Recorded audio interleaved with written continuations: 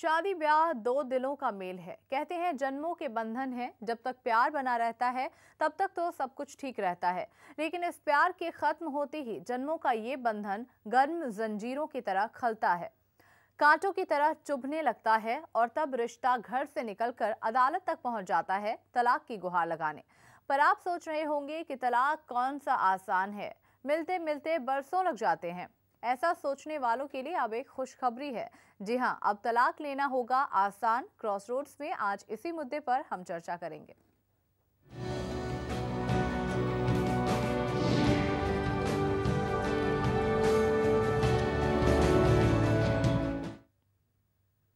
और इस पर बात करने के लिए हमारे साथ स्टूडियो में मौजूद हैं सुप्रीम कोर्ट की सीनियर एडवोकेट सुनीता भारद्वाज। सुनीता जी, बहुत बहुत स्वागत है आपका हमारे इस कार्यक्रम में। सबसे पहले आपसे जानना चाहेंगे किन किन ग्राउंड्स पे तलाक लिए जा सकते हैं?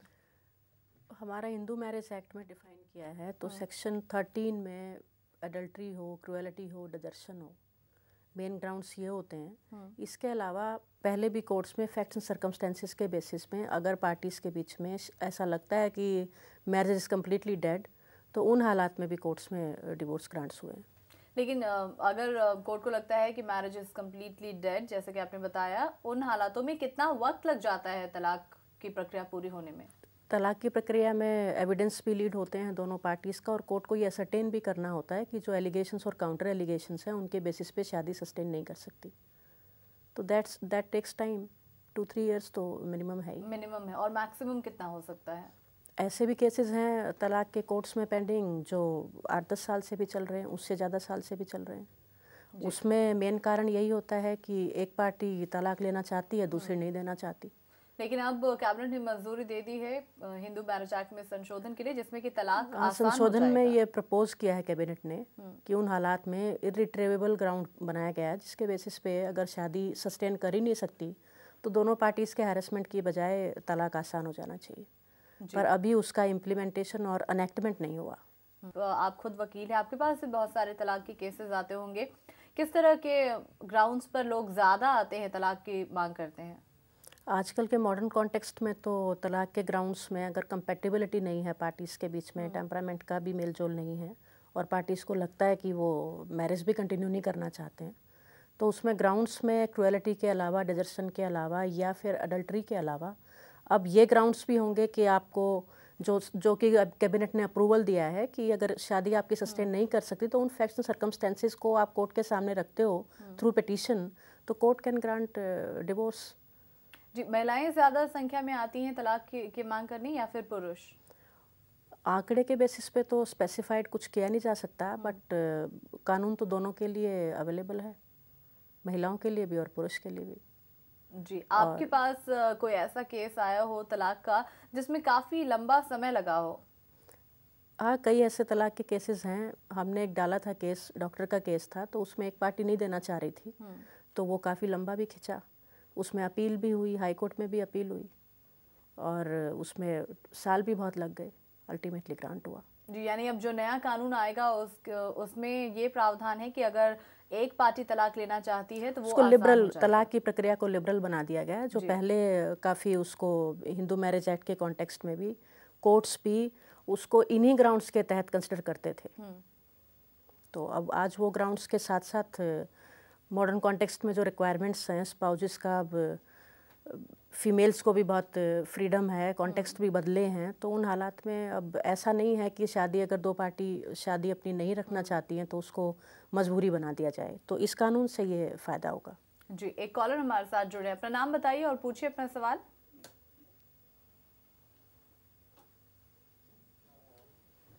जी, अगर आप तक आवाज़ पहुंच रही है तो आप अपना सवाल पूछिए।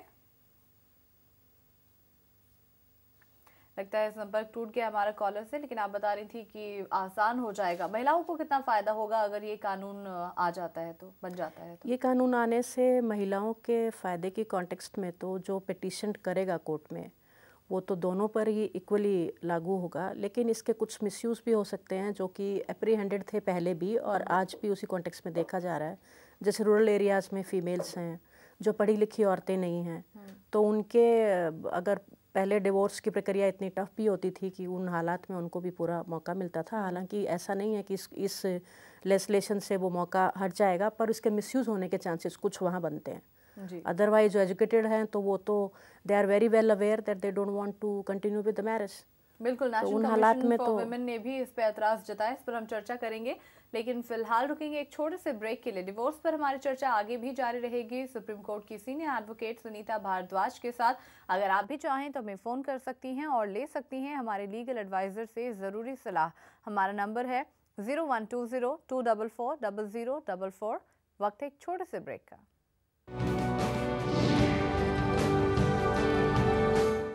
ब्रेक के बाद आपका स्वागत है। आप देख रहे हैं क्रॉस रोड्स। हमने कहा था कि तलाक लेना हो जाएगा आसान, कैसे, ये बताने के लिए हमारे साथ हैं लीगल एडवाइजर सुनीता भारद्वाज। जो नए डायरेक्शंस दिए गए हैं सुप्रीम कोर्ट ने, उसमें क्या प्रावधान है, ये हम जानेंगे सुनीता जी से। जी सुनीता जी।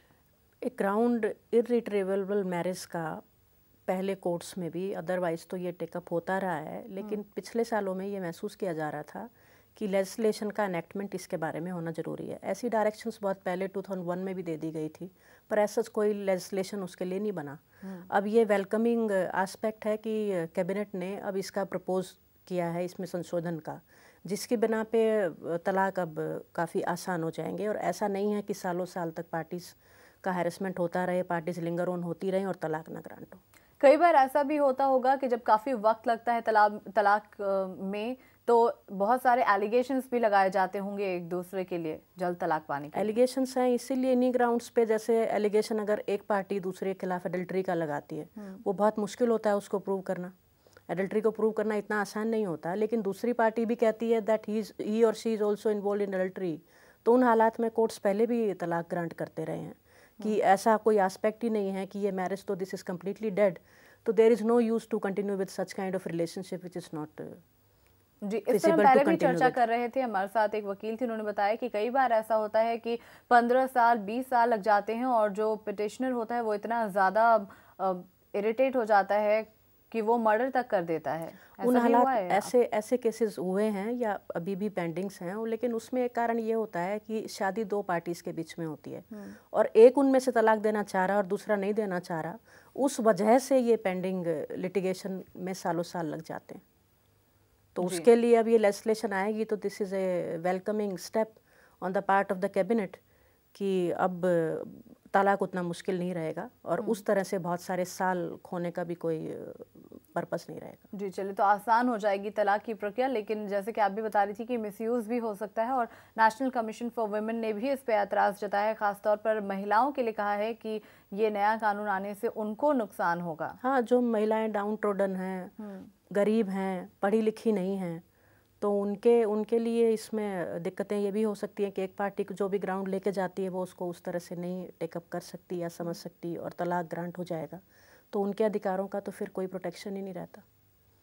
क्या तो वो मिसयूज होगा, लेकिन एक वर्ग इस कानून का कुछ खास फायदा उठा पाए, गलत इस्तेमाल? इसके चांसेस हैं, लेकिन उसके लिए कैबिनेट का जब ये एनेक्टमेंट होगा तो इन सब एस्पेक्ट्स को कंसिडर करते हुए कैबिनेट को इसमें राइडर्स लगा देने चाहिए और उसका एग्जाम्पशन जो जिस तरह से भी उनका भी प्रोटेक्शन रहे, तो उस एस्पेक्ट को भी नज़रअंदाज नहीं किया जाना चाहिए। और गिरिजा व्यास का कहना है कि डोमेस्टिक वायलेंस भी बढ़ेगा इस कानून के आने के बाद। आपको लगता है कि ऐसा कुछ होगा? डोमेस्टिक वायलेंस में उनकी ये राय है, जहाँ तक मेरा अपना सोचना है, तो डोमेस्टिक वायलेंस तो अदरवाइज भी है ही, उसके लिए प्रोटेक्शन भी है, लेजिस्लेशन भी है, लेकिन डिवोर्स में अगर आसान हो जाएगा तो एक हालात में ये भी हो जाता है कि जो कमज़ोर पार्टी है उसका तो फिर शोषण होगा ही। चलिए, बहुत सारे ऐसे लोग हैं जो जानना चाहते हैं कि तलाक कैसे लें, वो परेशान हैं लेकिन उन्हें ये नहीं मालूम कि तलाक की प्रक्रिया क्या है। हम चाहेंगे कि आप हमारे दर्शकों को बताएं कि क्या प्रक्रिया है, कैसे वो तलाक के लिए प्रोसीड कर सकते हैं।